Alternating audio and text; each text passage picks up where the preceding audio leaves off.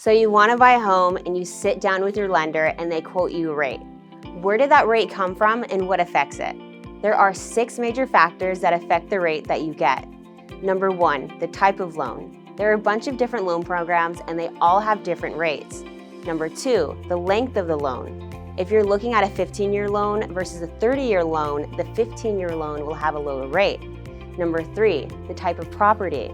If you're looking at a townhome versus a condo versus a single-family home, they're all going to have different rates. Number 4, occupancy. Are you living in the home? Is it your second home? Is it an investment property? If it's not your primary residence, then your rate is going to be higher. Number 5, the down payment. If you're paying a higher down payment, then generally your rate is going to be lower.